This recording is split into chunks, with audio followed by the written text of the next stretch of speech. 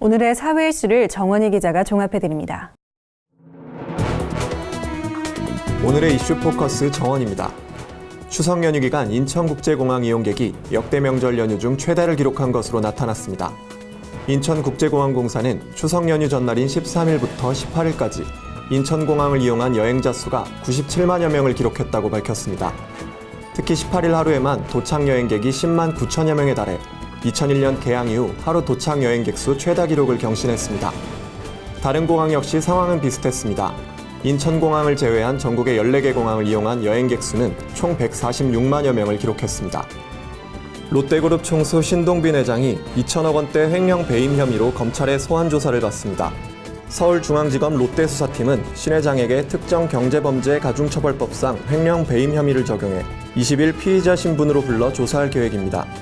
검찰에 따르면 신 회장은 해외 인수합병 과정에서 발생한 손실을 다른 계열사에 떠넘기거나 알짜 재산을 헐값에 특정 계열사로 이전하는 등의 배임을 저지른 혐의를 받고 있습니다.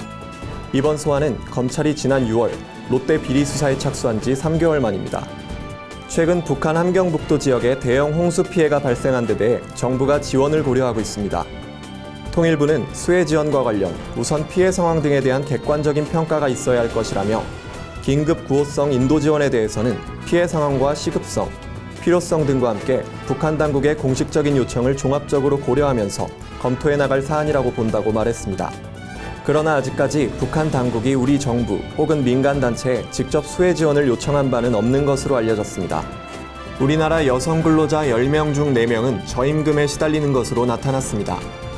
경제협력개발기구 OECD에 따르면 2014년 기준 대한민국 여성 근로자 중 임금 중위값의 3분의 2 미만을 받는 비율은 37.8%에 달했습니다. 조사 대상 22개국 중 가장 높은 수치입니다. 저임금 근로자 비율이 높을수록 여성들이 불안정하고 질 낮은 일자리에 종사하는 경우가 많음을 보여줍니다. 결혼과 출산, 육아 등으로 경력이 단절된 여성이 이전보다 못한 일자리를 얻는 경우가 많은 점도 반영된 것으로 보입니다. 삼성전자가 배터리 폭발 논란을 불러온 갤럭시 노트 7에 대해 제품 교환을 시작했습니다. 단말 구입 고객들은 19일부터 이동통신 3사 전국 매장에서 새 제품으로 교환받을 수 있습니다. 기존 단말기가 파손됐거나 충전기 혹은 포장 박스가 없더라도 본체만 가져가면 추가 비용 없이 동일한 색상으로 교환할 수 있습니다. 국내에 팔린 갤럭시 노트 7은 약 40만 대로 추정되며 환불 고객이 적어 대부분 교환을 할 것으로 예상됩니다. 삼성전자는 교환이 마무리되는 대로 판매를 재개할 예정입니다. 굿TV 뉴스 정원입니다.